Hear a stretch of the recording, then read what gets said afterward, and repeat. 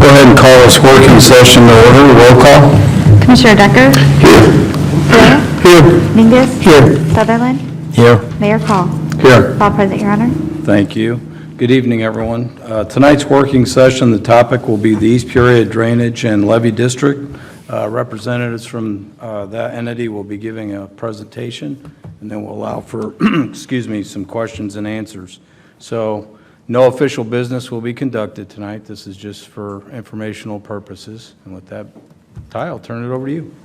Thank you, Your Honor. So in the city of East Peoria, we have at least 3 entities that deal with drainage issues as it relates to stormwater and other related issues, the levees and that sort of thing.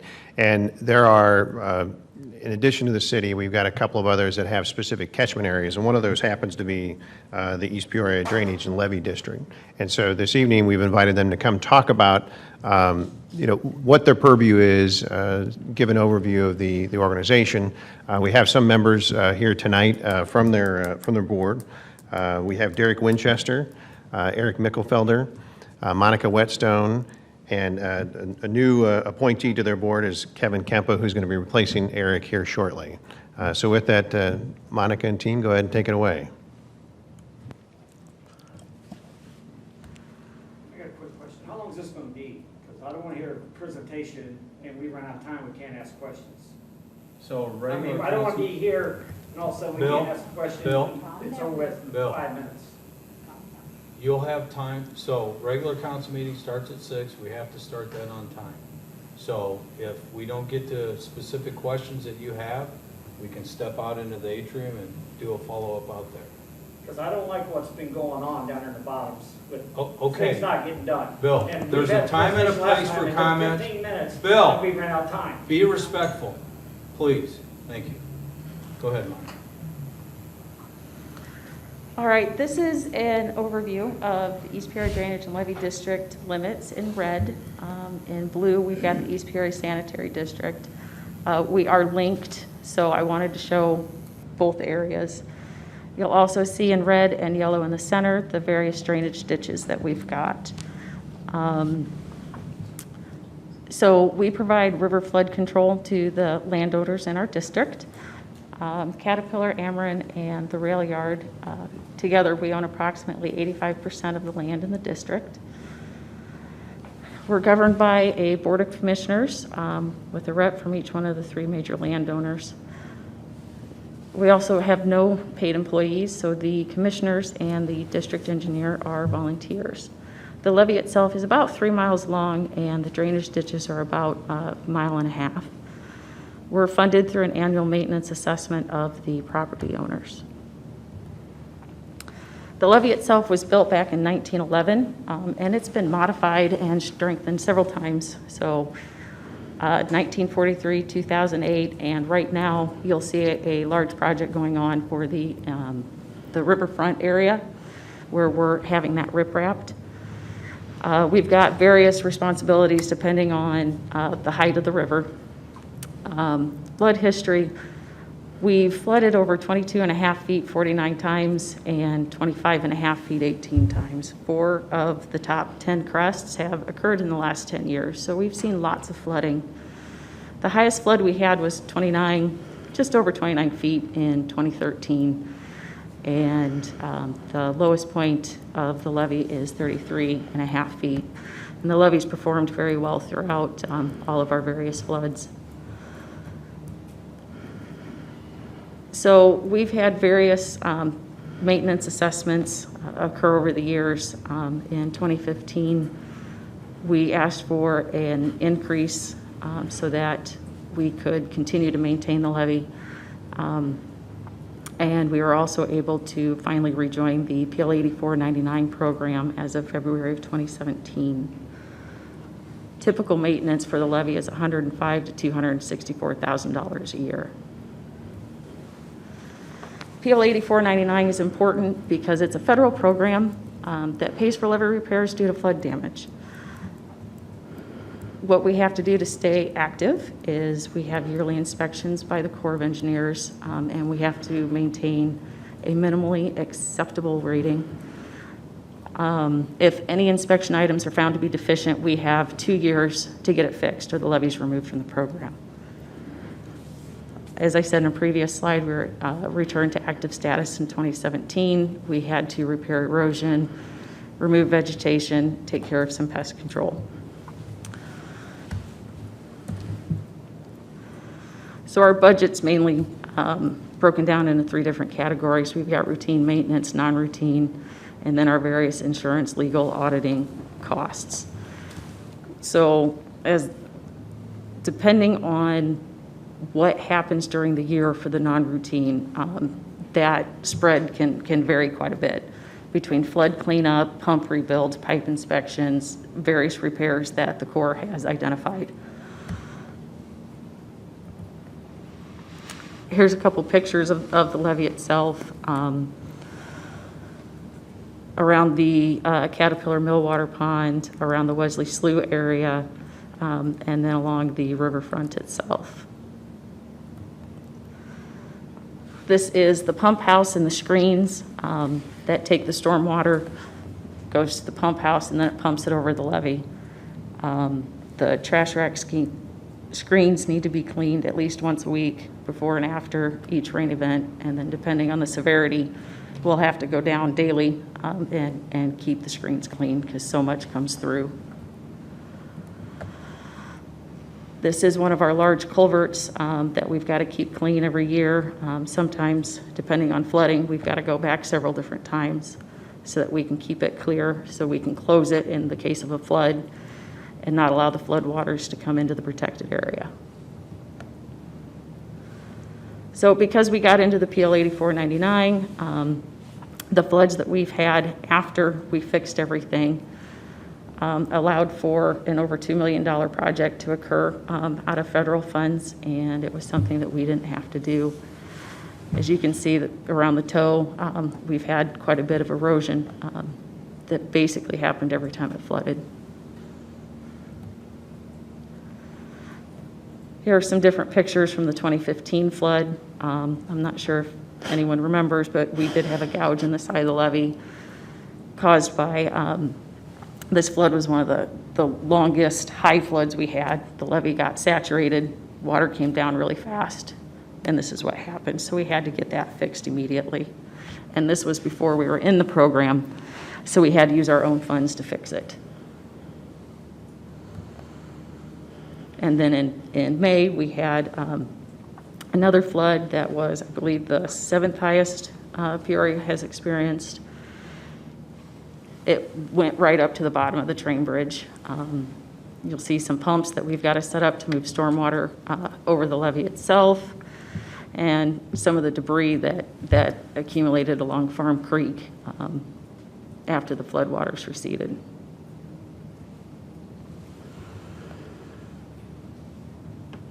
Most recently, we've had a couple high rainfall intensity events where we've had a lot of rain come through, and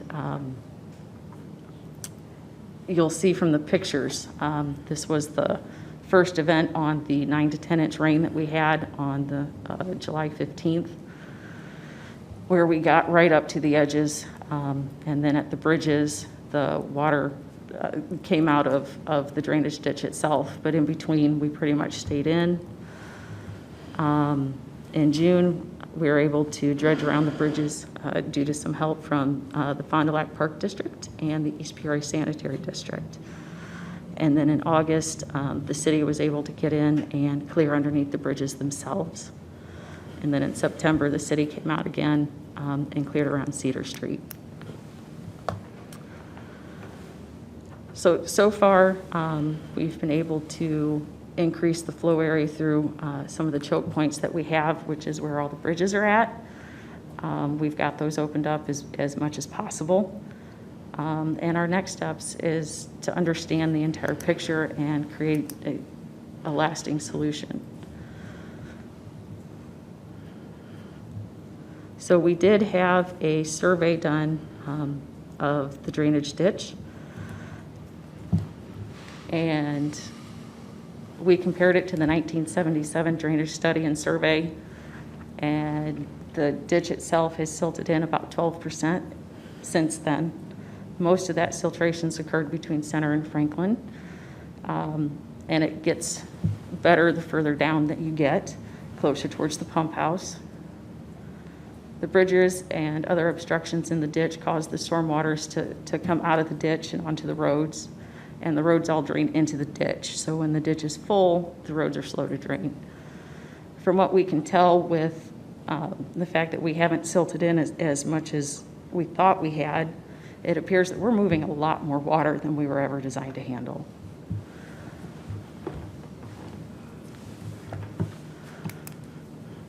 So in the next couple years, we have quite a bit of non-routine maintenance that we're trying to take care of so that we can stay in the program and make sure that the levee stays in good condition so that we can handle the different floods that come through.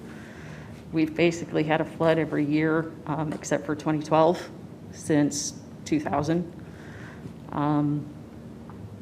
We would like to dredge from Center Street to Franklin Street as soon as we can. We need some help. We don't have any funding left. We need to do a drainage study so that we understand just how much water is coming through so that we know what to do. We could go ahead and dredge, but to what? How do we effectively use the funds that we have? We need some help in finding and applying for grants to be able to implement the study recommendations. It could be anything from retention ponds, reshaping the drainage ditches, or bridge changes.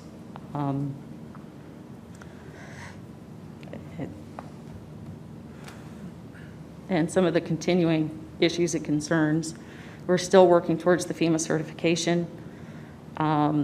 We are back in the PL 8499, so we're able to have the levee repaired, but it's only due to flooding issues. We'd still have some past due maintenance assessments. We're still trying to catch up on the deferred maintenance that had occurred. We did increase the mowing frequency to 5 times a year for the ditch. We kept it at 2 times a year for the levee. We've dug out and around and under the bridges. We're still dealing with garbage in the ditches. We're trying to get everything out as quickly as we can. And then the dredging of the ditch itself.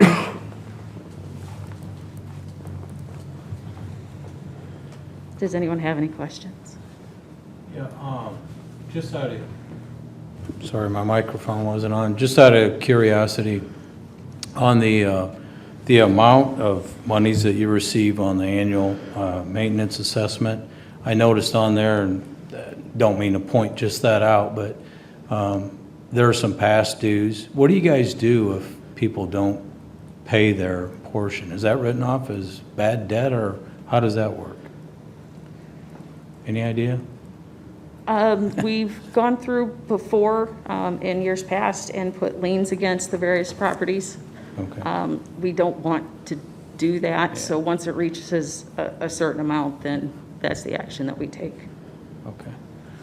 Any questions from the council before we open it up to the public? I do, sir. Yeah, go ahead. So I was having a hard time hearing you, but there are a couple things. So list of needed repairs is one thing I wrote down, and then I heard you a moment later.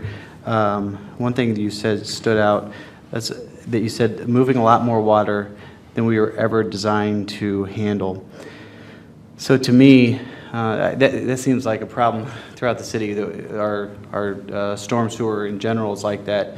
Are you saying then the drainage study, the dredging of Franklin, those are a couple things that might, I guess, work toward alleviating that, or at least figuring out how to work with it? Yes, we're trying to define what the problem is. Okay. So that we can properly solve it. So, well, one of my questions then was if you have an estimate of the total needed repairs, but if I'm hearing you correctly at this point, you don't know exactly where you stand as far as the needs of, so you wouldn't be able to, you don't have a number out there that you need?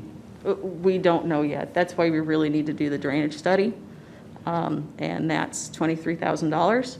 Okay. Once we know what we're dealing with, then we'll be able to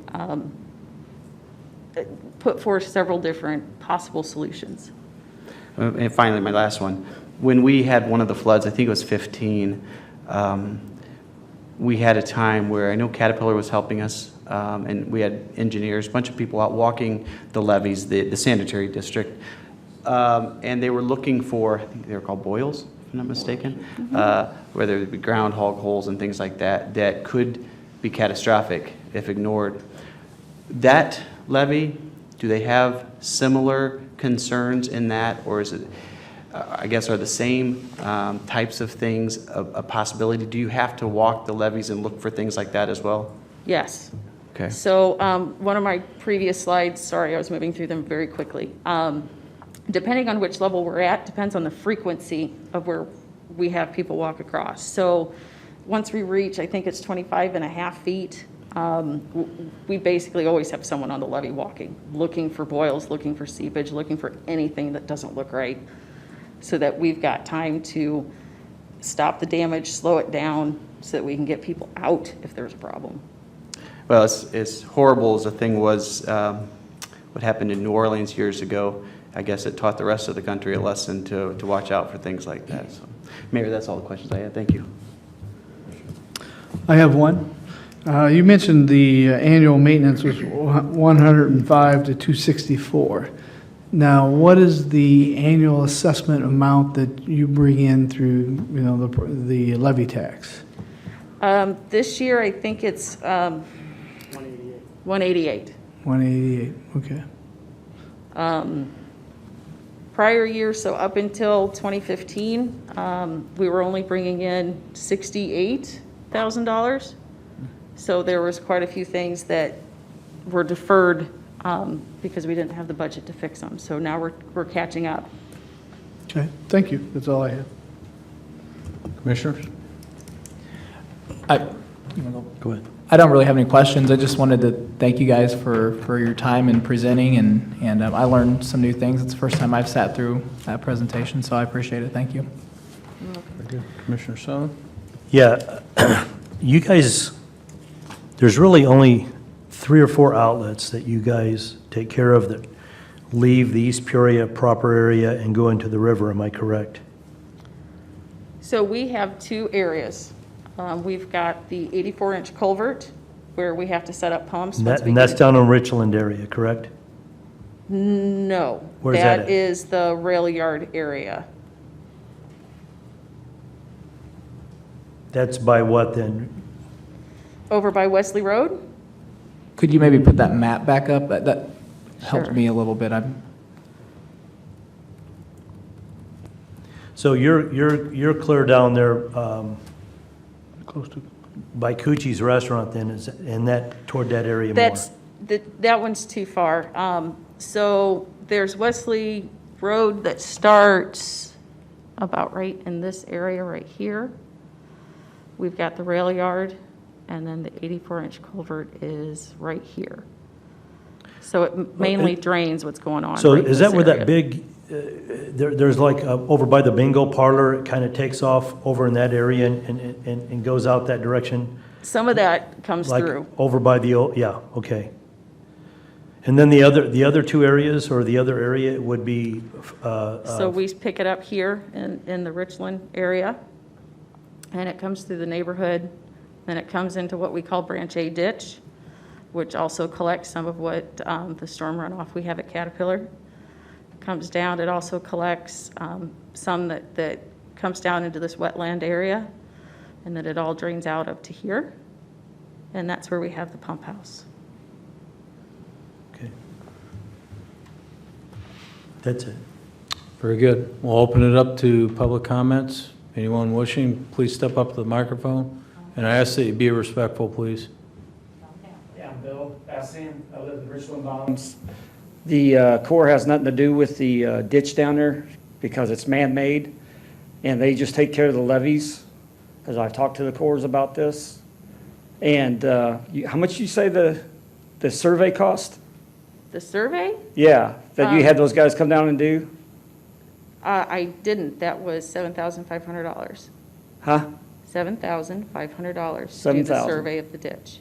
Okay, so that would have done a lot of digging down there on on the ditch, wouldn't it? Would have done a lot of maintenance. It A would lot help of us- sediment could have been moved out of the ditch and helped the flow of the creek going down through there, couldn't it? Not as much, no. What do you mean, we the piece of don't- paper, is that going to help flow of water? We're getting ready to get into winter time.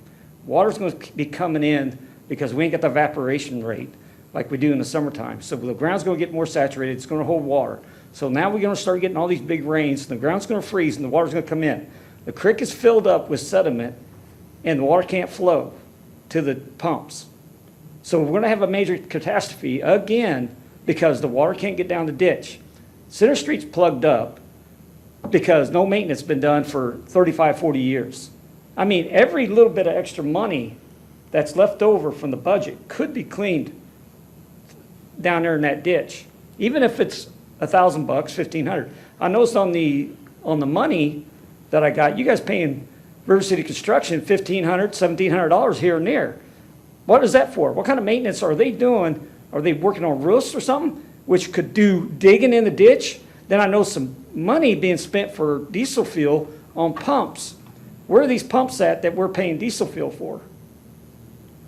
Okay, so the pumps are set up at the 84-inch culvert, because when we close that valve there, it doesn't allow any of the stormwater to go out of the protected area, so we have to pump it over. River City helps us keep the screens clear at the pump house so that we can actually use the pumps to take the water out of the drainage ditches. But we're using the Park District to mow.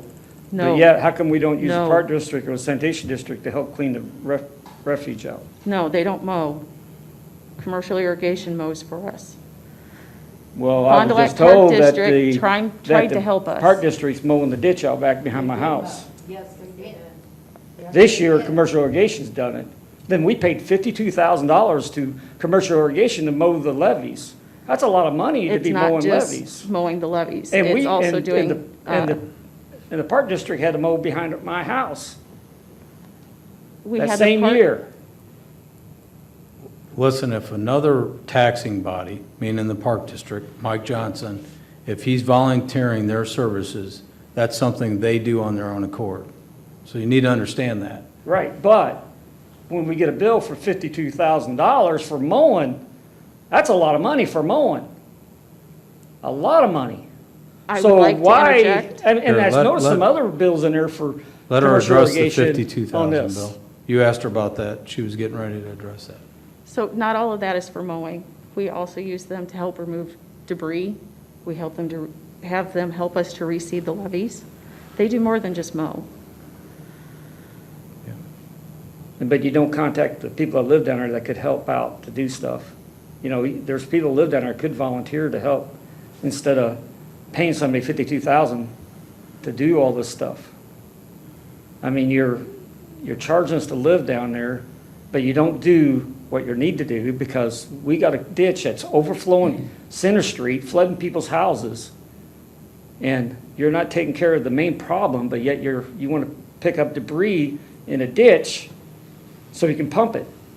No, it's the debris on the levee itself. We have to make sure that we maintain the levee, otherwise we're going to have bigger problems. We're going to have the river. We already got a in big here. problem. The ditch is plugged up. I mean, every year, a little bit of The ditch is maintenance not would plugged help. up. We have shown with the survey that we have silted in about 12%. We have also, in the last couple months, been able to go through. 12%. As And- compared to 77. As compared to 1977. So it's been been dug out since 1977? No. 1977 was the last time a survey was conducted of the number one ditch.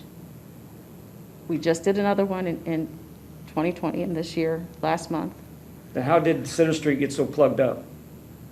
The bridge. If it's only silted in 12%, to me, that's 80% plugged up. There's Over the- only that much room for water to go through. And the trees are 6 inches to a foot across. That tells me there ain't been no maintenance with that sediment built up 3 to 4 feet there. I don't have trees in my drainage ditch. No, you're talking about the other side of Center Street, that's not mine. Where I is don't that take bill care that of that. you're mentioning? That's on Center Street. It's on the other side. It's on the other side of what their responsibility is, what she's telling you. And whose is that? I don't know. We getting all that water that comes down underneath the railroad tracks. That's railroad property just on the other side of that property. There's The rail railroad's yard got a big property, culvert right there's there the underneath that Cedar comes Street. underneath and comes, brings all that water off of Creve Coeur down to us. Which is why I want to do the drainage study. Yeah. Because I believe that we are moving more water than we were We've intended always to got the move. same amount of water. We've always had that much water. We swam in that creek so many times when I was a kid. We tubed it, but the creek's filled up and the water's coming up higher.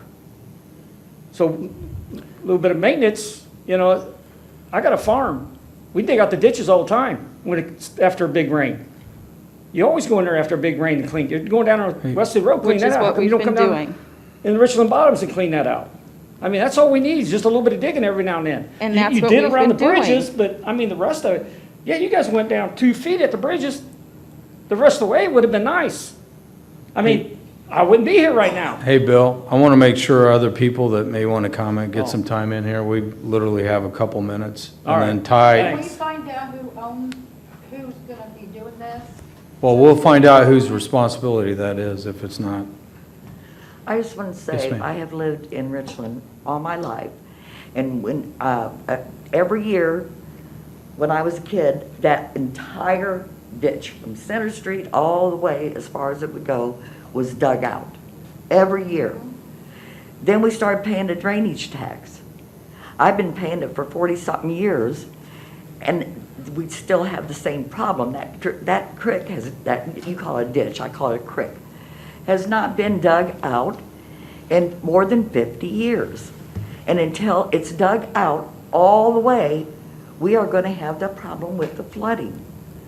I know you keep talking about the levee. Well, it's a levee drainage. We're part of the drainage, and we're also part of the levee.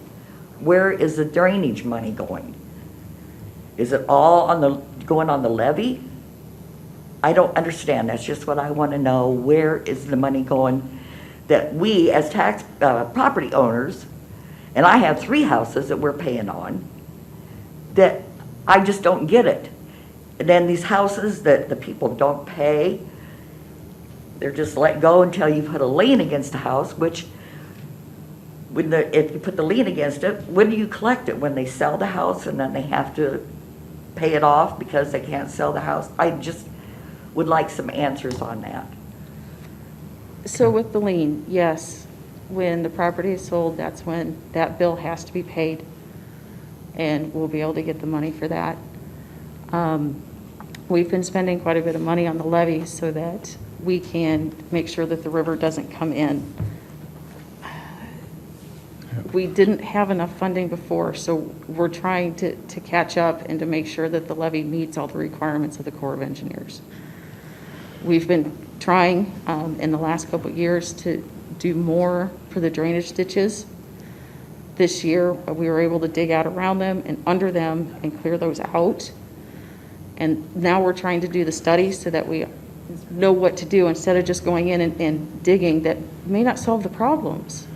I don't understand why you have to do a study when you can go there and look and see what the problem is.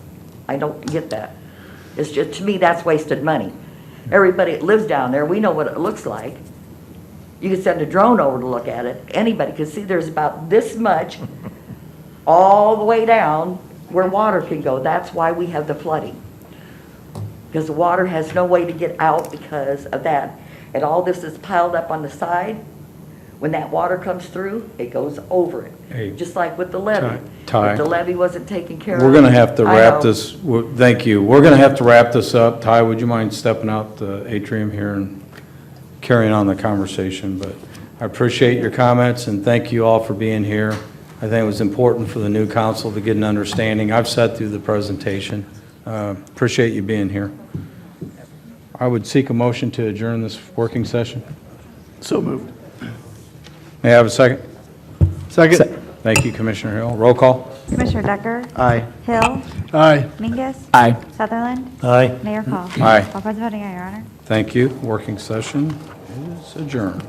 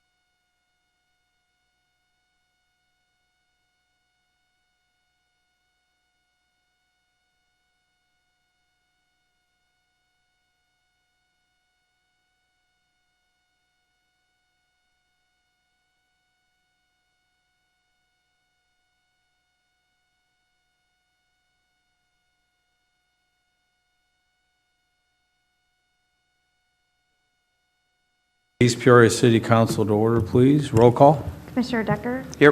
Hill? Here. Mingus? Here. Sutherland? Here. Mayor Call? Here. All present, Your Honor. Please rise for the invocation. Remain standing for the pledge. Shall we pray? Heavenly Father, thank you for this day and every day.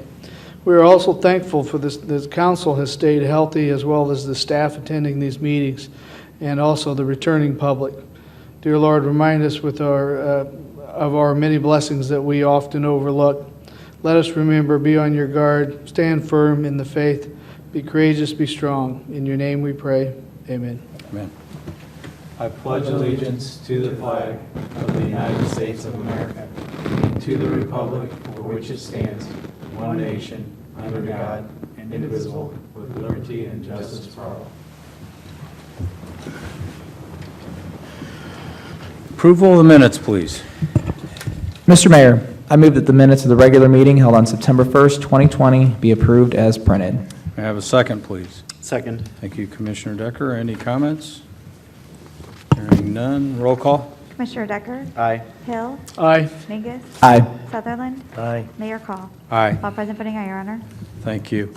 Under communications, I have two proclamations this evening.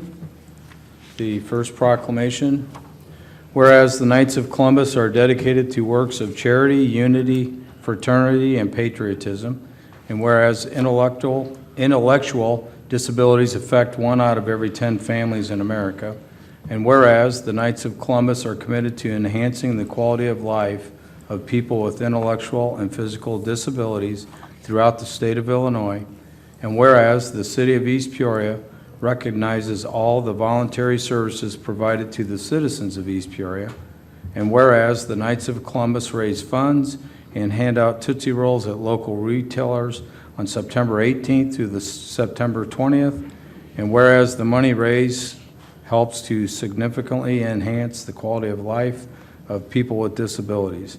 Now therefore, I, John P. Call, Mayor of the City of East Peoria, do hereby proclaim September 14th, 2020 through September 2020 as Support Citizens with Intellectual Disabilities Week in the City of East Peoria, and will call upon citizens to recognize and support the Knights of Columbus in the most worthwhile and humanitarian effort for their 51st annual drive for children and adults with intellectual disabilities and their families. And I know they couldn't be here this evening, but I thought it was important to still do the proclamation because we appreciate what they do.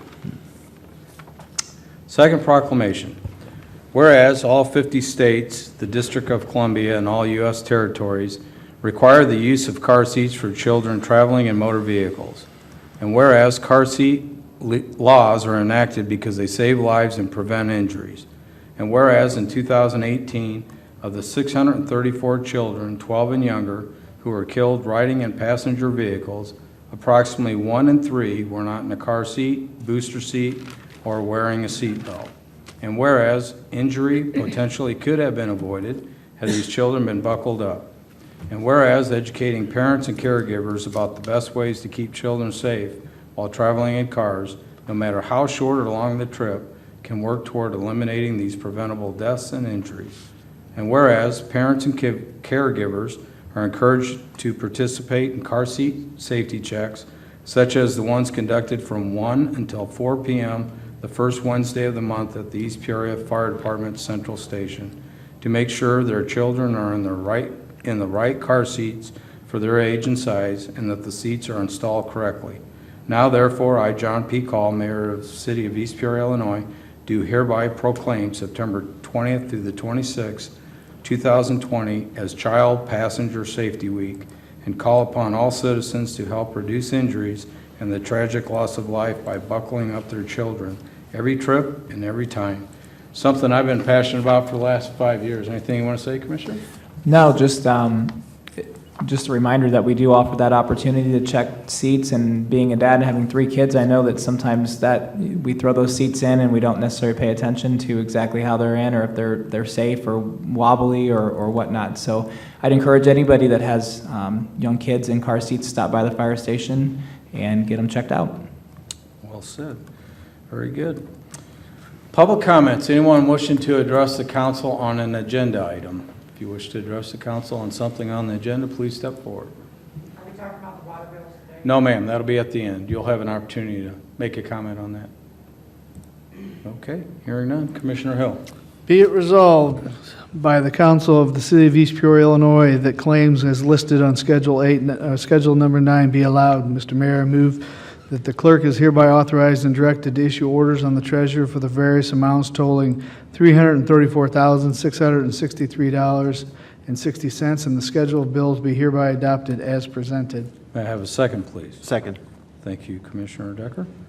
Any comments? Just one. Yes, sir. There's one of the things that stood out to me. If $334,000 is not chump change, but it's very low compared to our normal billing, and one of the reasons is that there's payroll came in after the schedule of bills was created, so that would throw this total closer to $1 million, and that's why it sits at only 334. Right.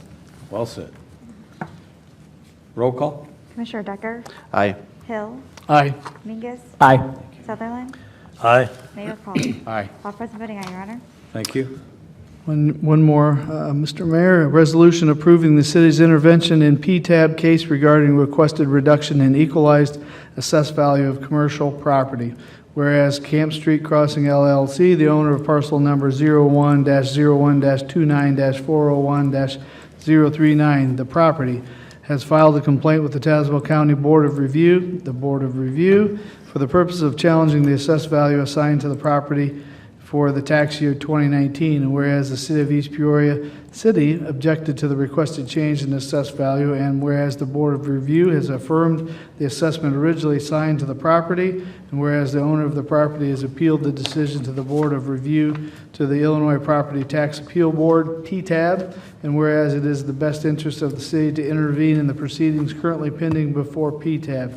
Now therefore be it resolved by the Council of the City of East Peoria, Tazewell County, Illinois, that the attorney for the city is hereby authorized and directed to obtain an appraisal for the property and petition for leave to intervene in the proceeding involving the assessment of the property, which proceeding is identified as docket number 2019-00177.001-C-2, currently pending before the Illinois Property Tax Board. Mr. Mayor, I move that resolution number 2021-046 be adopted as presented. May I have a second, please? Second. Take your pick. Thank you, Commissioner Minkus.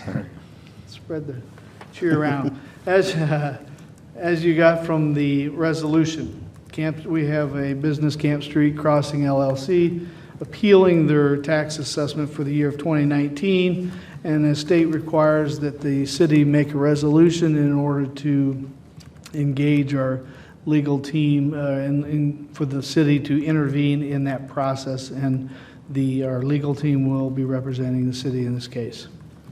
Well said. Comments from the council? I think when I first heard this, Mayor, years ago, it really concerned me. I thought, well, I don't understand this. And then it's kind of sitting here chuckling a second ago, man, this, every year we have these. I completely understand it, especially this year with businesses going through some of the things they're going through.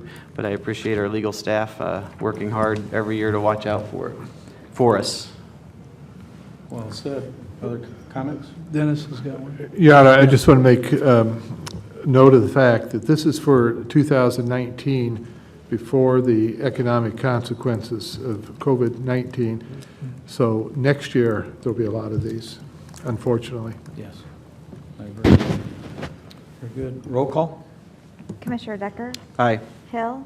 Aye. Mingus? Aye.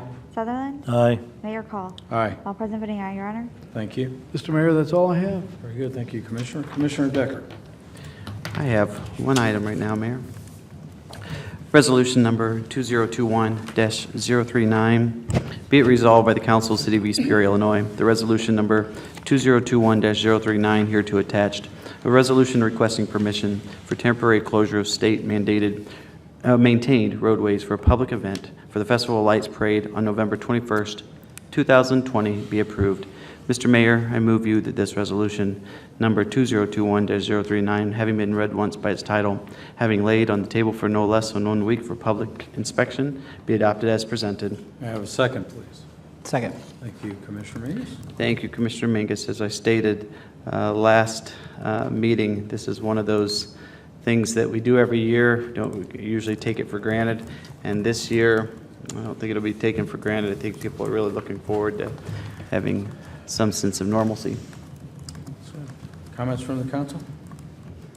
Hearing none, roll call. Commissioner Decker? Aye. Hill? Aye. Mingus? Aye. Sutherland? Aye. Mayor Call? Aye. All present voting aye, Your Honor. Thank you. That's all I have right now, Mayor. Thank you, Commissioner. Commissioner Sutherland. Mayor, I have absolutely nothing tonight. Okay. Commissioner Mingus? I have one item, Your Honor. Whereas Chad Lacoste has been continuously employed by the city from October 7th, 1996 through October 7th, 2020, most recently occupying the position of sergeant in the police department. Whereas Chad Lacoste announced his intention to retire from employment effective at the end of his shift on October 7, 2020. Whereas the city is appreciative of the long and continued service provided by Chad Lacoste. And whereas it is in the best interest of the city to execute the attached separation agreement. Now therefore be it resolved by the Council of the City of East Peoria, Tazewell County, Illinois, that Section 1, the above recitals are found to be true and correct. Section 2, the mayor is hereby authorized to execute the separation agreement with such changes as the mayor in his sole discretion may decide are in the best interest of the City of East Peoria. Mr. Mayor, I move you that resolution number 2021-045 be adopted as presented. May I have a second, please? May I, if I can, I would like to second this. Yes, sir. For like maybe Absolutely, the second Commissioner. time in Okay. 2 years. Very I'm gonna good. say I don't think I've ever written that name for Thank you, second by Commissioner Commissioner, but Sutherland. thank you, Commissioner Spell his Sutherland. name. This was alluded to last meeting when we temporarily upped the number of sergeants in anticipation of a retirement from sergeant. So this is the official separation agreement for Chad Lacoste, who's a sergeant. And just want to wish him luck in retirement and hope he enjoys it and wish him all the best. Very good. And I just want to point out here, as I always do with these separation agreements, Mr. Lacoste will be receiving 3 installments of $20,397.82. Just want to make sure I got the dates right on here. Yeah, October 15th of 2020, he'll receive the one. He'll receive a second one on January 15th, 2021, and a third one on January 15th, 2022, totaling $61,193.46. So, and with that, I'll turn it over to council for comments. Mayor, I'd like to say I've known Chad for a long time. Started back years ago when I was in band with him in high school. He's a few years older than me, but sat behind me. Chad's a good guy. He's served the police department well. It's kind of been a family affair. His sister worked for our dispatch center for a long time as well before dispatch changed and went to TC3. Chad enjoyed working with him. I wish him nothing but the best. I really hope he really enjoys retirement. Sir? Just want to say well wishes to Mr. Lacoste in his retirement. Commissioners, anything? Yes, I would like to wish him a happy retirement. I've known the Lacoste family since I've been a child, so they're good people. Okay. Well, I'd like to wish Mr. Lacoste, Chad, a happy retirement. Thank him for his 24 years of dedicated service to our community, protecting and serving, and wish him best of luck in his new endeavor, whatever that might be. So, roll call. Commissioner Decker? Aye. Hill? Aye. Mingus? Aye. Sutherland? Aye. Mayor Call? Aye. All present voting aye, Your Honor. Thank you. That's it, Commissioner? That's all I have, Your Honor, yes. Very good. Public comments. Anyone wishing to address the council on a non-agenda item? Would like to step forward to the microphone? Yes, ma'am. You're up. Okay, I just have like some really big concerns here. I can't afford it. I truly can't. I'm getting ready to put my house on the market. Several people I know are doing the same. I mean, a 56% increase, that's ridiculous. My water bill was double my Silco bill. And there's no way I can afford a house payment, property taxes, water bill, Silco bill. When I bought my home, I was married. I'm a widow now, And it's like, I'm trying so hard to stay in East Peoria, but you guys are making it impossible with this water bill stuff. I can't do it. I mean, my water bill was $345. That's me by myself. And it's, I just can't. And I don't know, like, what does Doug Oberheimer make on all this property? What are you charging for taxes? Isn't there somewhere else you can get tax money? Why does it have to come from us on a water bill? We're, just so you know, I think a number of us sitting up here are prepared to make some comments so people have a better understanding of the water and sewer fund. It's an enterprise fund. It doesn't come out of your taxes. That's a self-sufficient fund, and those operations, which the city does on its own. So other municipalities may have private companies such as Illinois American Water doing the water, Greater Peoria Sanitary District, so that's separated out. So we got wind of the comments on Facebook. I know a couple of us tried our best anyway to provide information so people have an understanding. But I think some of the questions that you might have may be answered here tonight, but we're going to go through each council member, have an opportunity to make their own comments, whether it's on that or something else. But I know I'll share some information, and I know Commissioner Hill will be as well. So Okay. And we if understand there's your concerns. We don't, If there's a group, I mean, that can sit down, I'll gladly Yeah. be on it. Yeah. And sit down and discuss different options, different ways to get money for the city besides the people. I mean, I know someone their bill was $1,000. I know someone else that was 600. yeah, And it's really sad. sure. I love East Peoria, but I can't afford it. Yep. Well, we appreciate your comments, and I think a couple of us will be addressing. Well, if I might, if somebody's bill is $600 and $1,000, and it normally is way lower than that, pool, leak, garden, there's a reason. It's not like that. It's really not. And a minute ago, when you said you guys and taxes and stuff, let me tell you something. I'm so anti-government and taxes, it's ridiculous. You take a look at your tax bill and break it down. You take a look at the school districts compared to the park district compared to, you take a look at all that. You're going to find out where your money's going, and it ain't in the city's pocket. No, I know. That's another Okay. thing I'm going to protest Okay? next year. Okay, very good. Well, anyone else wish to address the council? Don, any comments? Nothing tonight? Okay, well, we thank you both for being here and sharing your comments, Jeanette. And with that, I'll turn it over to the commissioners. Commissioner Decker, comments? Yes, sir. I won't say much about the water. It's not my area of expertise. Obviously, I pay water bills, and I know a little bit about it, but I'm not one to speak about the facts of it. I don't want to get something wrong. I will say, when you said a 56% increase, that struck me, so hopefully they'll have some answers to that. I think that I said to a couple people this week that I would certainly be willing to look at anything as far as we recently did the sewer project, and I know that's a big portion of the bill. As far as ways to reduce that, however, I don't have answers for that. I mean, it is what it is. As far as we have that project that I know is it's mandated, something that if we did not do would have been forced upon us at a higher rate. So I can't claim to say that, hey, I think we should do this. Willing to look at anything, but the mayor and I were speaking about this a couple days ago. When we entered into something like that, I'll let them speak about it, but I don't know of any answer of how to make that any different. So I'll jump off that. I do want to say that this will be my last time before the Vietnam Wall comes to East Peoria. I'm sure I'll speak a little bit about it after, but to mention. So here it is. It's almost upon us, a week from tomorrow, the Traveling Vietnam Wall. It's a 3/5 scale. Will be coming to the city of East Peoria. They're going to meet the trailer and truck a little south, right around, 8:45, 9 o'clock in the morning, and escorted in. A bunch of motorcycles, it should be loud, and making sure that it's escorted appropriately, so everybody knows it's coming, because it's certainly something that we should never forget as residents, citizens of this country, the sacrifice that those on that wall made and the family of those on that wall made.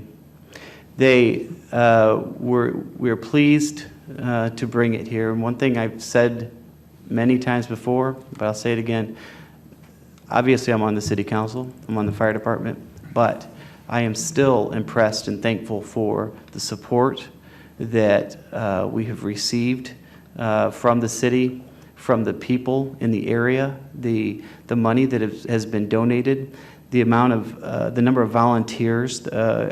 Sitting here a few minutes ago, I noticed that I'm still receiving texts from people saying, hey, I want to help, I want to volunteer. I appreciate that because this is not something that we could do on our own. This was started when Justin Hale came to me and asked if I'd help him with it. But since then, from the moment, I think the first person I spoke to was Mayor Mingus, and then when Mayor Call took over as mayor, nothing but support. It has really been a great thing to be a part of when there is so much support. There's a committee that's been involved and probably get tired of all the meetings that we have. However, when it comes down to this point, I kind of wish I could have a meeting every day just to make sure we're not forgetting anything. But on Wednesday, the 23rd, it will be here about 10 o'clock. For a couple hours, anywhere from 2 to 4, depending on how many people we have, we'll be setting up the wall. The wall will be right out here to my right, out on the Civic Triangle. As you come down toward City Hall, you'll be able to look, and it'll really have a great presentation to it. Going to be helped out quite a bit. John Broshears recently, speaking with Doug McCarty, has come up with a way to light the underside of the wall so it'll shine up on it at night. And we are going to have other lights out here as well, but it'll be a neat effect. Obviously, this has been put up in many cities before, so we have the luxury of looking at what other communities have done and try to figure out how we want to do ours. From the moment that it's up, it will be open 24 hours a day, the entire time it's here. Have a lot of volunteers to stand at quote-unquote the book that will help people find the names that are on the wall. So a couple volunteers for that, a couple volunteers walking around and assisting people. People like to do etchings, a piece of paper and pencil or lead, and make an etch of the name that's on the wall. I have a cousin that was a helicopter pilot in Vietnam, was shot down, and I found his name a couple times out in Washington, D.C., and it really makes, it's really emotional for those people. When I gave that to my mom the first time, it was really emotional for her. So then on Thursday at noon, Thursday the September 24th, we will have an opening ceremony, and it's going to be pretty special. The JROTC group out of North Pekin, I believe, is going to do the missing man at the table ceremony. We're going to have Elise Ahrens. She's a freshman. She plays violin. She's the girl that plays the Star Spangled Banner when the honor flight goes to Washington, D.C. Throughout the year. She's going to play the Star Spangled Banner. We're going to have a number of things go on that day as far as posting the colors, and the mayor's going to welcome everybody to East Peoria. But also, first of all, Clayton Michon, who is Brigadier General. He's an attorney here in town, but he retired recently. He's Brigadier General for the United States Air Force, Illinois Air Guard. And he's going to speak first, and then after that, the Medal of Honor recipient, Harold or Hal Fritz. If you get the opportunity to read his story, what he went through in Vietnam, I knew he'd won the Medal of Honor, and I was kind of told about what he had done, but until you read that story, and man, whoever wrote it did an excellent job, it is really touching, especially if you try to put yourself in his shoes. What he went through. I was speaking with him on the phone as I was coming down here tonight, and he's just a person that I can tell I would enjoy talking to for a long time.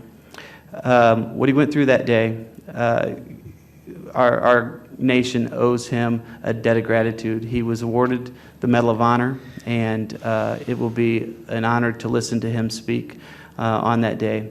Then it will be open. It will be here from Thursday through Sunday, like I said, 24 hours a day.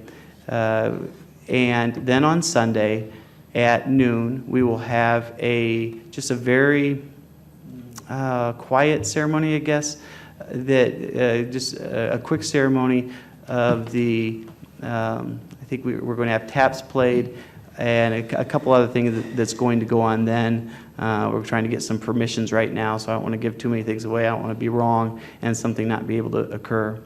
But then after that is when we will dismantle it, and it'll be over. But I encourage everybody to come out and view the wall. This is all done. When Justin asked me if I would help him, said this again, probably getting tired of hearing it, but Justin is the one on the fire department who organizes the firefighters to help with the honor flight.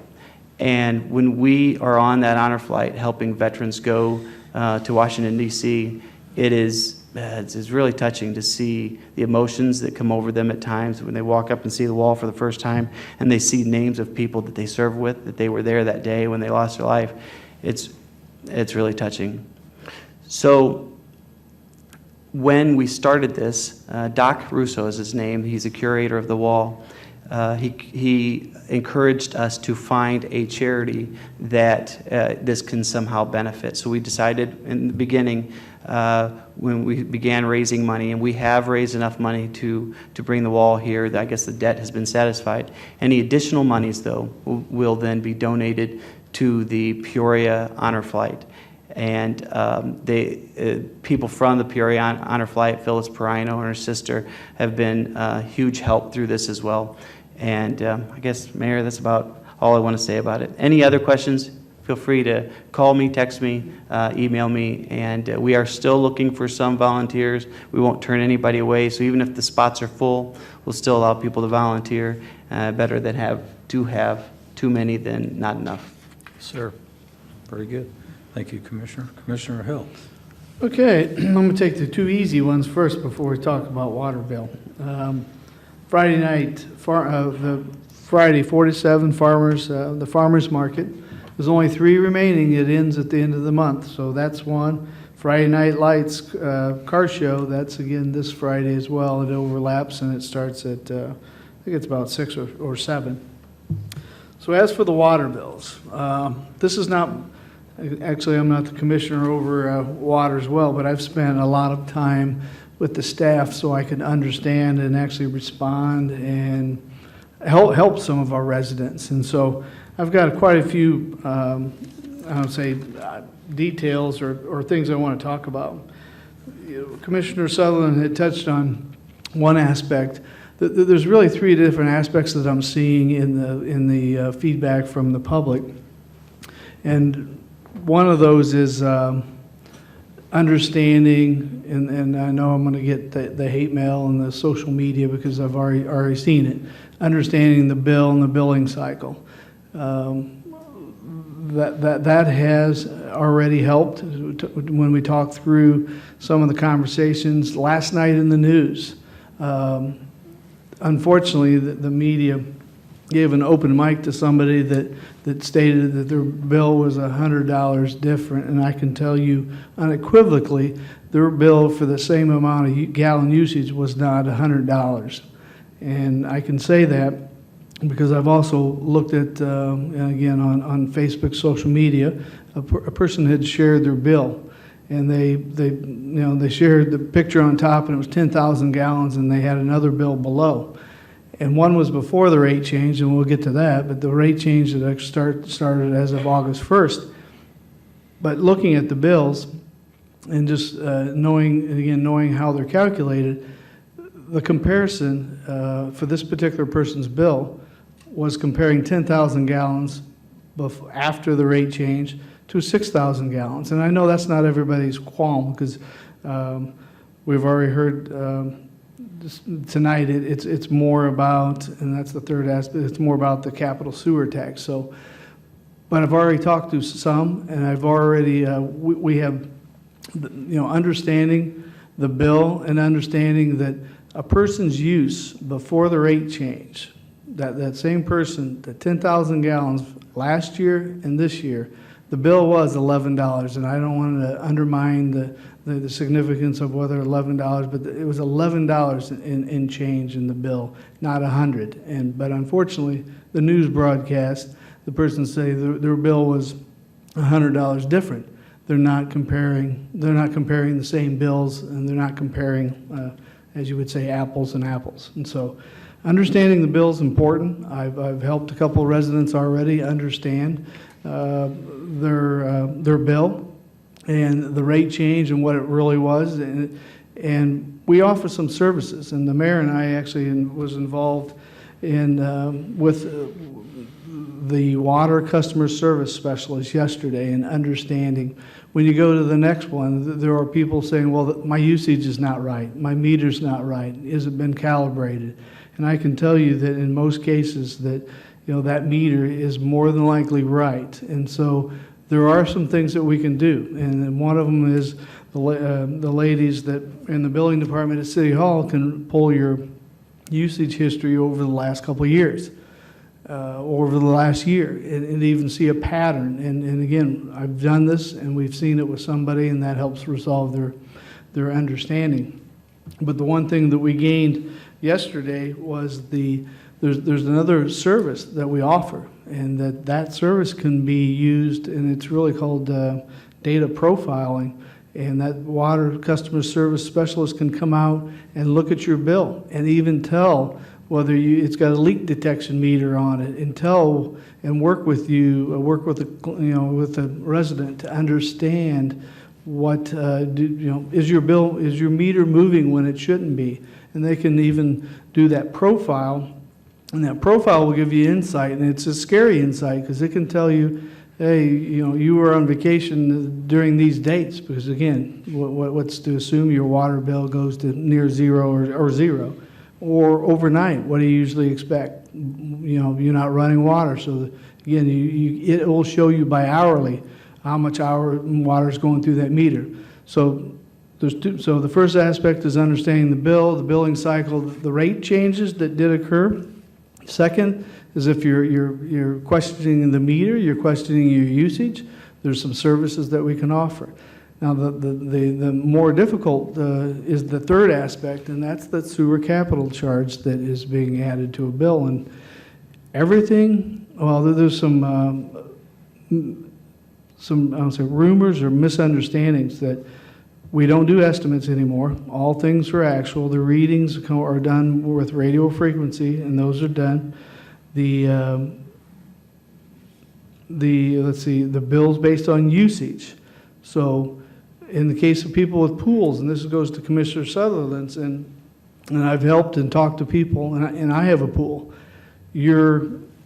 Whatever water comes across your meter is also the same amount that you're getting charged for sewer. And it's just your sewer capital is also the amount. So people with pools would be advantageous for them to purchase an auxiliary meter. And that auxiliary meter is used so that you don't get charged for those gallons of water that you put in the pool that do not go down in the sewer.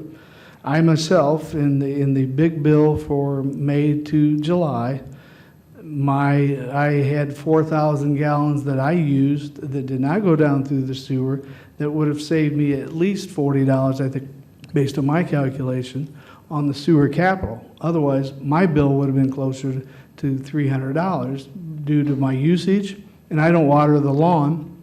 But again, we came through that heavy period in May and July, very dry. We were watering flowers, again, personally. So there's a lot of factors going on, and I see a lot of people talking about comparing their bills, and sometimes they've even tried to compare with people not in our city. So there's a lot of things that we can do to help understand whether the bill is correct, how it's calculated, whether you have a leak, whether you don't have a leak. And there was a case shared with me that the person was adamant that they did not have a leak, adamant, until they saw their data profile, which saw water going across their meter for every hour of the day, which normally, again, most people during the night, that will go to zero. But they were adamant that they did not have an issue.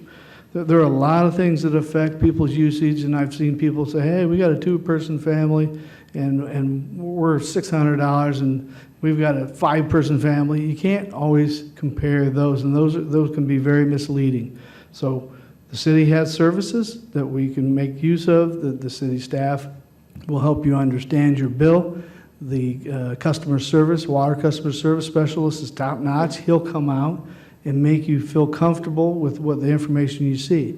The tougher thing is the ordinance, and that ordinance, I think it was 4323, that was established in 2017. So for 3 years, well, this is the 4th year, 17, 18, 19, 20, it was defined, and it did go up.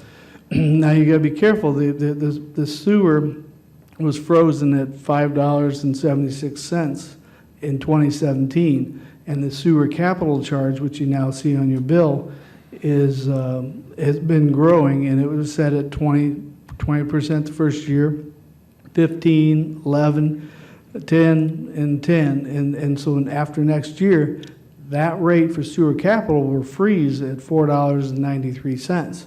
Now that's again per 1,000 gallons. So the sewer capital charge will still be there. The water rates increase annually by 3.5%. That's, I don't say that's the way it's been. I'm not blaming other councils, but the ordinances that I'm quoting that has established where we're at, those again started in 2017 for the sewer capital charge. So with that, I just want to say, to encourage now that, again, the tougher thing that I would like to understand, and I've mentioned it, is the calculations used. I wasn't part of the council. I'm not blaming the previous council, but I would like to understand the loan that was got from the IEPA was backed by these funds of the sewer capital charge. And so there is an element there that, those are part of that loan, guaranteeing that loan for the $46 million worth of sewer operating system upgrades. Now, what I don't know is that, the 3.5% for water and the 3.5% the sewer that will start again, starting in 2022, are those right? And again, to me, I want to seek to understand all the rate structure there. And again, I'm not saying it's going to change. I myself would like to be better educated, and that rate structure was set up to fund the sewer project as well as ongoing maintenance and support. So with that, that is all I have. Okay, very good.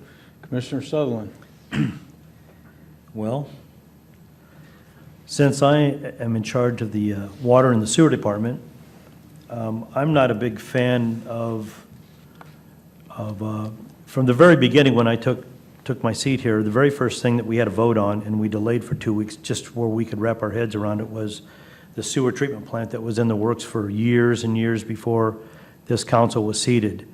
All this stuff was part of the deal, and as much as I tried to figure out a way to change the system, I couldn't. The fines and the legal repercussions from the EPA, and we would have lost, from what I understand, and we would have still been doing this. We might have been able to kick the can down the road for a few months, but it would have cost us a lot of money to do that. So here we are. And I've done my best to prepare everybody for things like this, as far as, listen, don't overload the sewer treatment plant. The people that want recycling, the people that want a clean community, the people that want a clean river, and they're saying, listen, you tell us what we got to do, we'll do it. We'll do our part. Well, since nobody disconnected from their pumping out of their house into the sanitary sewer, it creates problems that we're working on now to keep from having more problems with the EPA down the line. So we've done things like hire the correct people and have the software to help people out if their bill goes too high. And I'm sure that if you guys use this resource, you'll be happily surprised. We installed a water salesman for people that want to put in water and don't want to pay for a separate meter for a swimming pool or a garden. The only problem that you have there is transportation. And I'm not saying that $150 is cheap for a 500 or 750 gallon container to put in the back of your pickup truck, but there's an answer, that because every gallon of water that you use, you're paying for sewer. Now, when you look at your water bill, you're calling it a water bill, but nearly this whole increase that you're looking at is from the sewer side of that water bill. And nearly all of that is because of the EPA rules and regulations of which we can't get away from.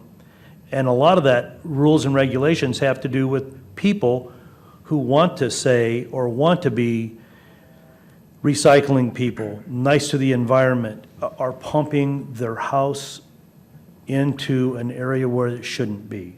I can't say it anymore or any more often, and I'm saying it with a straight face this time, that, you know, it's come home to roost now, you know. I have people that are having large bills, and I have a young man that seems like a very nice guy. He's got an apartment complex, and I told him I was going to do the best I could for him to see what I could do, and I've looked under every tabletop and everything I could to help him out on. He's got 1 meter and several apartments, and he's running, and he's got a leak in some of them, and so that means if he takes his money that he could save on his bill because of a leak that he got repaired, what about if it happens in some of the other apartments? And all I've been able to come up with, and all the girls downtown have been able to come up with, and that is, listen, get the extra meter. If you have a 12-plex, it's a lot of money, but you either build the 12-plex with 12 meters, or you put them in now, or you're just going to have to be stuck with 1 meter and the rules and regulations that we have. Because one of the problems that I had when I came on board is that everybody for decades sitting in my chair had the right to adjust people's bills that had a problem. Well, I don't want to do that.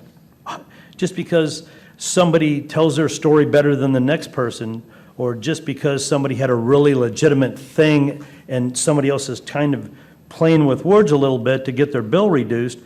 So it's in black and white. If you want to see what your responsibility is as a homeowner at paying your bill on your water bill, call downtown. They will explain the rules and regulations about your responsibility on the bills. And we'll do our part by helping you out, trying to get them down as low as we can. We make no money on our sewer or our water. It's not a profitable thing for the city. We charge basically enough to break even. So if I give this person a break for $4,000 because they ran a lot of sewer and water, and because of a break, then that means the rest of us have to pay that bill. I don't want to pay somebody else's bill, and I'm sure the rest of you don't want to pay somebody else's bill. So if you have any questions, call me. And I told you this a year ago. If you have any questions about anything, and I can help you disconnect your house from the sanitary sewer, call me. You know how many people called me? No one. Okay? I'm done. All right. Commissioner Mingus. I've said this before, when we have issues like this, I get to go next to last, so I feel like sometimes I repeat what other people say, so I'll try not to do that. But like the other commissioners and the mayor alluded to, I know that this has been a hot topic on social media. I personally do not have Facebook, but I know you can type in the different public sites and you can see what people are saying. And of course, I want to know what our citizens are saying, so I did that. And actually, Your Honor, I have two things. One of them, I also saw on one of those sites, which is a positive thing, which I want to recognize. But I'll talk about the water bill first, or at least give my 2 cents. I'm not the in charge of the water department, and like Commissioner Decker, I'm not going to sit up here and act like I'm an expert on the water department, but I can kind of see or give the citizens kind of my perspective of it. And then I was saying in conversation with somebody earlier that if I had a crystal ball, or if we had a crystal ball and we could go back, to 2017, or maybe even to 2000 when we were sworn in, maybe we would have looked at some things differently. I think a big issue with this water bill is just the timing of it all. I mean, if we look at it, August is when the rate changes and people's bills are going to go up naturally. We went through a warm, dry spell, as Commissioner Hill said, along with being home more than we typically are home, because, there wasn't, even though summer things opened up, there wasn't a lot of stuff to do in the summer, so people were at home, they're watering their gardens, they were letting kids play in sprinkler and whatever. So the timing of this is bad in that we had people at home using water. We have a rate increase. I know that I see Mayor Call has the two bills there, and he can talk about that. But I think people were looking at their bills from, 4 months ago or 5 months ago, and comparing that to, their most recent bill. And the water usage was more, as Commissioner Hill alluded to, somebody comparing 10,000 to 6,000, add the rate increase on that. And it does look like your bill went up 40 or 50%. I could see where that is, or how that would look. Add in the sewer capital charge on top of that, and as Commissioner Sutherland said, that was something that we walked into, and it was something we had to do. I believe that we had to do it, and it was the first thing we did was approve that loan, and it made us all nervous, but it had been in the works since 2017. And I'm not saying it didn't need to be done, because it did, it did need to be done. But add that all into COVID now, where our residents, and we have people that are struggling, we have businesses that are struggling.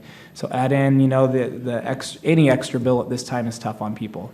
So I could see where the frustration is. I completely understand it, and I think the timing of it's bad, and I think the timing of it makes it worse for our citizens, and I feel bad for that. We do have a bill to pay, and we have to pay that sewer capital, and that's just like everybody else has bills to pay, and that's the way that the council decided that it was going to be paid. And I agree with Commissioner Hill. I'd be willing to look at how that formula was developed and where that came from, and how that's going to progress out through the period of the loan, and I think that that's something we should look at.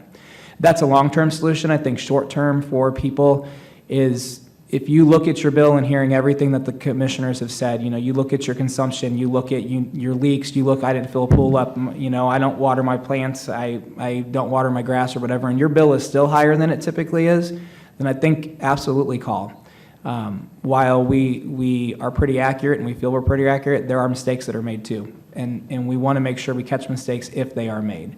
So please, if hearing everything, I would encourage people to contact City Hall, have your bills looked at, compare them to your previous usage, and kind of go from there. And I think we as a council have a responsibility to maybe take a look at some of those little things. Not that we can change it. There's no promises that we can make any changes, but I think it's good when citizens speak up. I appreciate you coming to speak up, because that gives us an idea of things that we can look at. We can't, and like I said, we can't promise we'll make changes, but we can look at those things. So that's the water bill. The other one, as I was scrolling through one of those citizens' Facebook pages, I saw a story that actually I wrote along with the fire department. I think it was last weekend. We went on a call, and one of our police officers stopped and said, hey, if you ever can publicly recognize a family, I think you need to do it, because his son was actually at a birthday party or some type of party. And Commissioner Decker, I believe you were on this call, so if I say something incorrectly, please chime in. But we had an 11-year-old boy at a birthday party playing in the woods. He fell and a stick went into his neck. And according to the mom's post on that Facebook page, it was 1 millimeter from striking an artery or something that he would have probably died from. And the police officer said, I just want to let you know that your firefighters, they did an awesome job, and he wanted to recognize the parents. And I do not know this set of parents, and they do not know that I'm saying this, but I think when people do good things, it's important to recognize them. And the parents' names were Angie and Luke McConkey. And the police officer that talked to me said, I believe that those parents had a major role in saving that kid's life, along with the paramedics and firefighters that showed up. And the parents also thanked the police department in that same call. So while we have things that we look at that maybe, we have trouble with sometimes, I think it's great to recognize, the efforts of our fire department, our police departments, and the efforts of two citizens who just did what hopefully all of us would do to try to help a kid call 911. And that kid is recovered, I believe. I'm not going to say fully, but recovered and is going to be okay. So Commissioner Decker, Commissioner Decker's on that call. If I missed anything. I'll tell you what, it was one of those calls that in my career I probably only have 4 or 5 that are at that level, that stress level. And you're right, Luke and Angie. Yes. I remember Luke being there, and I remember talking to her, but just, if not for their actions, he would have died. What they did, they caused him to remain conscious. They controlled the bleeding. The officer did a great job when he got there. Then I arrived, and the rest of our fire crew, and I think we had I don't know, 5-6 minute scene time, took off to the hospital, but it's tough to, I am not an emotional person at all, but that one was tough, and I could see it on the faces of the guys that I work with, and everything worked well. Everything was awesome. So they did a great job. If not for their actions, absolutely. The surgeons, I believe, said that to them as well, that if not for their actions, he would have died. I just wanted to publicly recognize those parents and also our public servants in the city, fire and police. Thank you. Yeah, well said, and I know the media, the family showed up down at Central House a couple days back here to recognize the firefighters and the police officer that were on scene, and we had an opportunity to meet all the parties involved. And it goes to show you sometimes, people complain about the level of services we offer in East Peoria, and, it's at a time like that, when you actually use them, you realize how grateful you are to live in this kind of community. So I appreciate you bringing that up, and that was one of the things I was going to mention, but well said. Before I get into the water stuff, just get some other things mentioned here. I've been beating this like a dead horse for about a year now, but the census is coming to a wrap here at the end of September 30th. If you've not been counted, I cannot stress enough how important it is. The 2020 census, the deadline is September 30th, 2020census.gov, and this is critical for federal funding and congressional representation. So please make sure you're counted. East Peoria has always done a really good job compared to the average throughout the state, honestly, as far as self-reporting. And I think we're a little bit higher than the average going into the last tail end of this. So please, we have 2 weeks left. Make sure you get counted. The Felipe River Trail Classic, which is a 4-mile race and a 2-mile walk. It is the 30th anniversary this year, and we're going to move forward with it. So they will have some staggered start times, similar to what they did with the Shazam. Held the COVID Crush down here on Labor Day, and it'll be a similar setup where they have staggered start times with social distancing and everything else. It'll be a safe event, but we are going to move forward with that. That will be held Saturday, November 28th. I know it's a ways off, but I wanted to mention it because the decision was made to go ahead and move forward with that. So that's always a well attended event. So please, if you're considering doing that this year, get registered, and all the details are listed on our website. I had a mother reach out to me and ask about Halloween this year. So she kind of let the cat out of the bag, but that's okay. I'm fine with that. We will allow trick-or-treating in East Peoria this year. People that choose to do it, you can do it. Those that don't, turn off your lights, and nobody's going to judge you for that either. But I think it's important that the kids have an opportunity to get out. Most kids have been cooped up for 6 months. It's going to go into my conversation next about the water bills, specifically my house. But anyway, trick-or-treating will be, that's on a Saturday this year, Halloween is, 5 to 8 p.m. And I know Jill Peterson will be releasing more details on that. But I just wanted to formally throw that out there for people that may be wondering. So something to look forward to. Don't have a lot of that anymore in this country. So anyway, thought I'd give you a little boost. On to the water bills. I made a point for the last 5 years not to entertain too many comments on social media. And it's not because I don't see what people post or I don't care what people post. It's because sometimes emotions run so high on social media. A lot of times when misinformation gets put out there, it takes off like wildfire, and no matter what you say, it isn't going to be the right answer. And so what I did was put out what information I could on the background with the IEPA and the wastewater treatment plant upgrades. And I know in reading some follow-up comments, people were saying, oh, of course he's going to say that, and, they're sitting on all this money, and they can do this, and they're killing their citizens, they're chasing their citizens out of East Peoria. That's not the case. That was never our intent. And for those that are wondering, whether or not I was blaming a previous council, I sat on that council. I voted for the wastewater treatment plant upgrade. And here's why. When I was elected, I own everything I do up here. There's a lot of tough decisions that have to be made. One thing I'm not is someone that's going to kick the can down the road and make it someone else's problem 20 years from now. We have 2 wastewater treatment plants. The first one was built in 1930. Nothing lasts forever. You've seen the tremendous growth in East Peoria, and that includes residential back in the day. These things were not built to last forever, and certainly weren't built to hold or treat that much wastewater. So the second plant, Plant 3, was constructed in the 60s. And I've shared this on Facebook, so I'm not going to revisit all the details that I threw out there on Facebook, because I want to really focus on what your concerns are. So to help you understand what the utility bills, I've done a couple different things. First thing I did was pull an account that was apples to apples, and there's no name on here. This is a bill from the previous 2 months and then the most recent 2 months. And this is a household that uses 10,000 gallons. That's their consumption. So on your bill down here, you'll see consumption. That's in thousands of gallons. This particular household used 10,000 gallons through 2 water bill cycles, okay? One using the old rate, one using the new rate. The difference is $11.10. That's all their bill increased. So I know that doesn't help those that saw a $100 or $200 increase. So my point in saying this is, when you look at our water and our sewer rate, and then the sewer capital charge, which is separated out, that charge that's on there, that is what we're talking about when you reference the 56% increase. So the sewer rate was frozen in 2017. And I know the commissioner had mentioned, well, I'd like to know what went into that decision.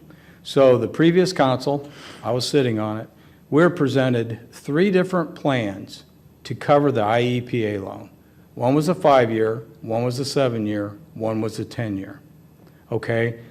When you ran all the numbers out on a spreadsheet, and I know Mr. Norberts was here, he's one of the few citizens that actually showed up and asked a lot of good questions and shared some good information. So when you ran the 5, 7, and 10-year, the 5-year, the first year increase on that sewer side was 20%. And we're like, whoa, man, 20%, people can't afford that. But when you run it, the 5-year plan versus the 7 and the 10, if we were to spread that out, it actually was going to cost our residents more in the long run. So keep in mind, we have approved a loan of up to $66 million is what they're projecting these upgrades are going to cost. The first phases we brought back before this council as a new council. Although these rate increases had to go in place, we had to build up a minimum fund prior to actually beginning the construction, okay?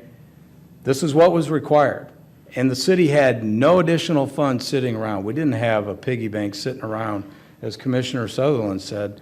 Our water and sewer fund, that covers the cost of what we do to operate both water and sewer. There's no piggy bank sitting aside with all these additional monies, and we're sitting on a town that's got infrastructure that's 100 years old, under the ground, that we have to replace. So to your point about moving forward, what are these 3.5% increases going to cover?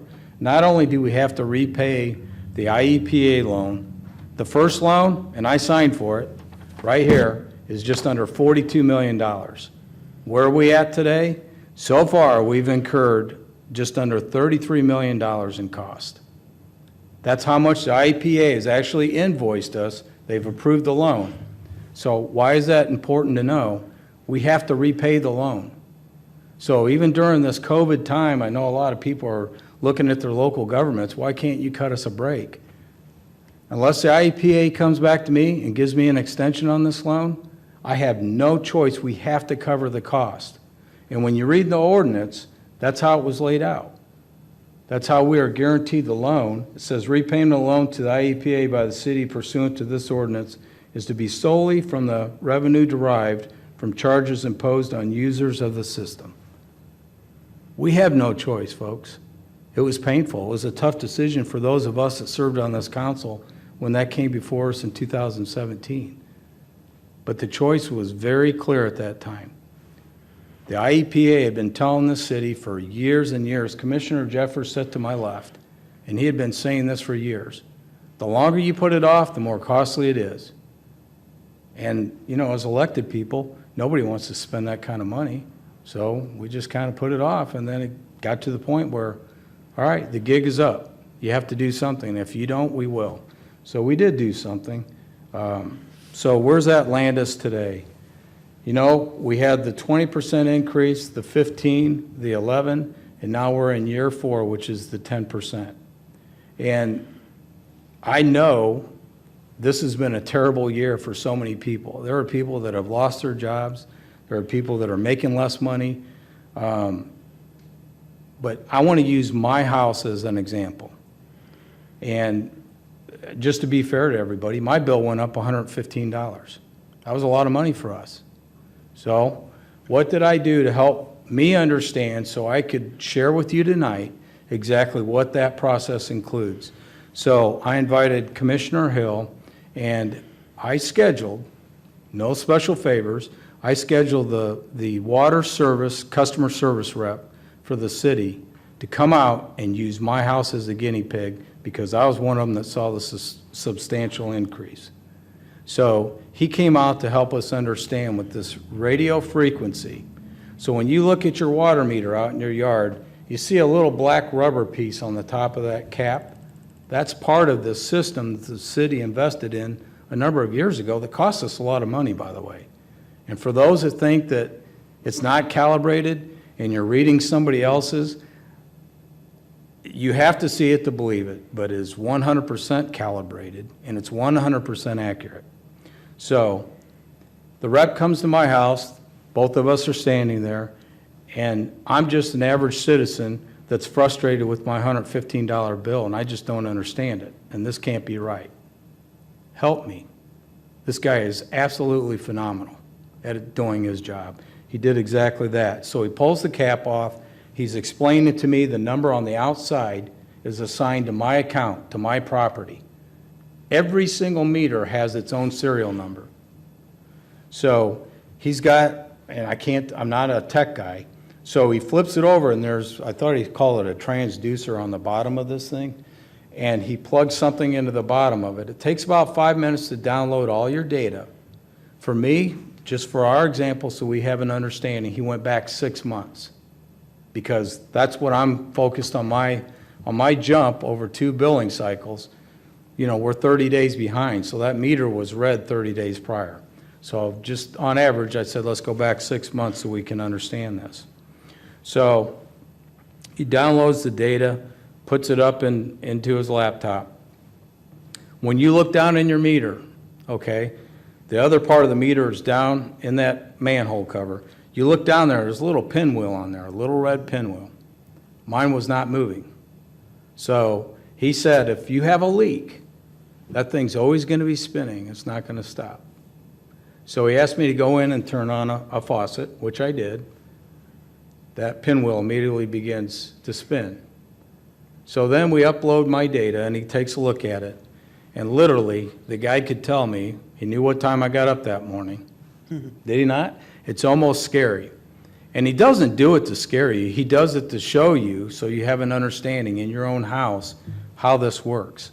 I have a pool. May 30th, I filled my pool. I took the cover off. I filled it up. I power washed my house on June 15th. It was a Sunday. I thought I was out there 5 hours. He proved me wrong. I was out there for 4.5, and I went through 421 gallons of water. My point in saying this is when you look at your bill, please know that you need to compare apples to apples. We used, just in my family, 6,000 gallons more in this last billing cycle than I did the cycle before that. 6,000 gallons, that's a lot of water. So I could explain it all when I do the data profile, and he'll walk you through everything to help you get an understanding of this. So, I think it's important to go through that so people have an understanding. The city's not out to gouge anybody. We had to have these increases to cover the IEPA loans. It's a 20-year loan. I know the information I shared on Facebook takes it out to 2044. I'm not going to try to walk through that and confuse everybody. But when we made the decision to do that, it wasn't because we were trying to gouge people and profit off it. The city doesn't profit. Keep in mind, everything that we fund, that's your tax dollars. And we take that's our tax dollars. So there's nothing in here that we can't even say the word, frivolously waste just to be doing that. I know one of the other things I do want to discuss, because Commissioner Hill and I discussed this yesterday.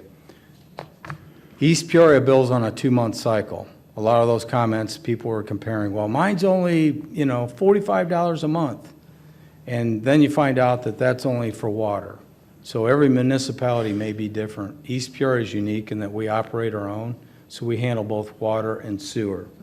So for comparison's sakes, I pulled the city of Washington because theirs is public, it's off their website. And I did a comparison, apples to apples, per gallon. So I used 10,000 gallons as a benchmark. So prior to August 1st, before our rate increase, Washington was actually higher than ours with water and sewer combined. August 1st, with our rate increase, the difference between the city of East Peoria at 10,000 gallons and the city of Washington comes out to literally about $9 a month. Or every 2 months, it's bi-monthly is what I did. So I just encourage people, I understand your frustration when you look at this. There may be reasons why your bill went up $100 or $200. You really need to take a hard look at that.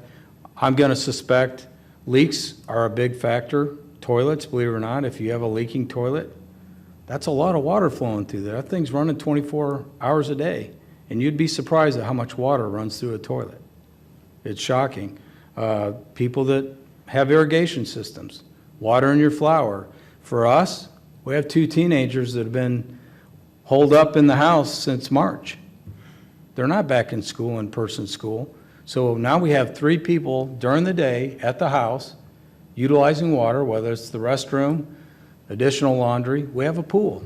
We top the pool off. We filled it up to open it, top it off every couple days because the water evaporates.